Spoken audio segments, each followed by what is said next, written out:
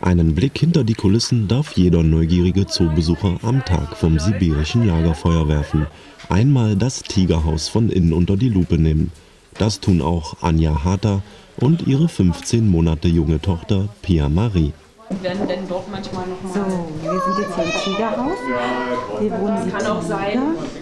Und die Tiger, die sind das gefährlichste Raubtier der Erde. Wollen wir mal schauen, ob einer da ist? Oh, guck mal, das bist ja du. Was fressen die? Die Tiger fressen heute große Rindfleischstücke. Die haben hier draußen auf dem Wagen zu liegen. Ganz, ganz, ganz große Portionen sind das. Und da freut sich der Tiger drauf, weil der hat nämlich gestern nichts zu essen bekommen. Weil ab und zu kriegen die auch mal einen Tag lang nichts zu essen. Ja, und dann freuen die sich heute auf die riesengroße Portion. Die habe ich vorhin kaum in den Wagen heben können. So schwer ist die. Wow. Und das trägt der Tiger nachher mit seiner Schnute einfach auf die Anlage weg und futtert es mal alles auf. Cool. Ja, cool, genau. Wenn der Herr des Hauses wüsste, wie voll es heute in seinem Hinterstübchen ist, würde ihm sicher das Wasser im Mund zusammenlaufen. So voll ist es hier drin sicher nie.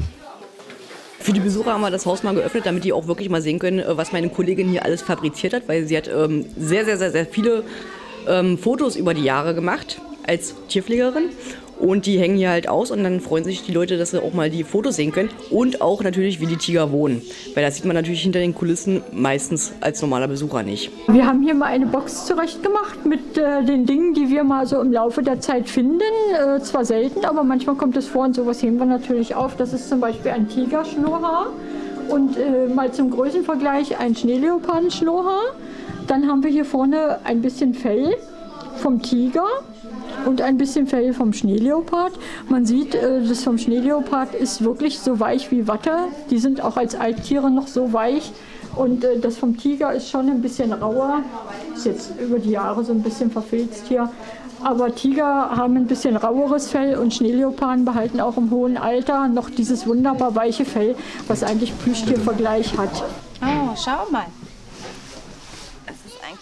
Weich und kuschelig ist es auch bei Mama Anja und Nachwuchs. Allerdings bringen diese Plüschtiere ganz schön was auf die Waage. Sie wiegen so viel wie ein echtes neugeborenes Tiger- oder Schneeleopardenbaby. Und wer auf diese Kuschelpartie keine Lust hat, kann heute auch selbst aktiv werden. Ja, mal probieren. Wollen Sie mal probieren? Dann probieren wir das mal. Ja, klar. Also, Sie möchten jetzt dem Schwein mal eine Betäubung oder ein Medikament. Kommen Sie mal ein Stückchen näher. Das ist ganz Einfach mal. schwer, meine Rolli hat sich gerade verhakt. So. Das wäre jetzt unser Pfeil. Und Sie zielen bitte entweder auf die Schulterpartie oder auf den Po. Da, wo viel Muskel ist. Richtig ran mit dem Mund und schön dolle, langgestreckt pusten. Ein bisschen höher. Und mal versuchen. Ja, super, klasse. Während die einen am sibirischen Tag ihren Jagdtrieb entdecken, schwingen andere lieber das Tanzbein. Und was passt da besser als Folklore aus den kalten Regionen der Erde, interpretiert vom Ensemble Polinuschka. Ja, wir haben das Ensemble gegründet, um einfach diese russischen und ukrainischen und auch weißrussischen Lieder weiterzutragen, weil sie so schön sind, weil sie einfach wunderschön sind und weil sie einfach die Tiefe der Seele zeigen, der menschlichen Seele. Ich glaube auch, dass sie universell verständlich sind, weil es sehr berührende Musik ist, direkte Musik. Pia Marie wurde mittlerweile auch von der Musik angelockt. Sie und Mutti kommen öfter in den Zoo. Das sibirische Lagerfeuer besuchen sie allerdings zum ersten Mal. Und das, obwohl es den Event schon fast 2 Jahrzehnte gibt. Auch das Ambiente und die Atmosphäre ist sehr schön, die Tannenzweige, das saisonale Gemüse, dann gibt es hier russische Spezialitäten zum Essen und Trinken und natürlich auch musikalische Untermalung und ein Akkordeon. Das ist wirklich sehr, sehr schön gemacht.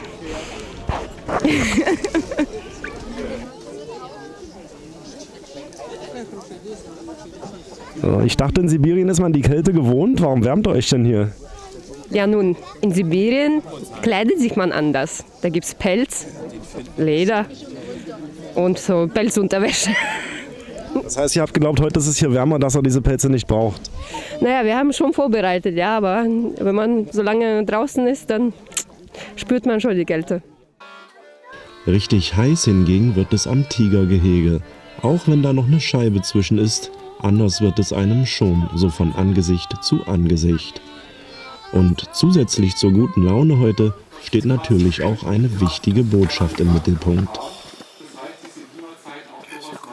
Wichtig ist es uns auch an diesem Tag darauf aufmerksam zu machen, dass der Schneeleopard und auch der sibirische Tiger stark von der Ausrottung bedroht sind und dass jeder etwas dazu beitragen kann für den Artenschutz dieser seltenen Großkatzenarten. Was kann man denn dazu beitragen? Wir haben verschiedene Schutzprojekte. Wir unterstützen ein Projekt in Primorje für den Schneeleopardenschutz. Da kann man dann auch Geld spenden und somit auch einen Beitrag leisten, dass dort die Wilderei der Schneeleoparden Einhalt geboten werden kann. Mit gefühlten Temperaturen, wie sie aus Sibirien kommen könnten, schafft der Event heute die richtige Stimmungslage. Nur einmal im Jahr ist das möglich, so viel von Tiger und Schneeleopard mitzukriegen. Nur einmal im Jahr wird die Tür zum Katzenhaus frei zugänglich. Wer es heute also nicht geschafft hat, auf ein Wiedersehen in 2018.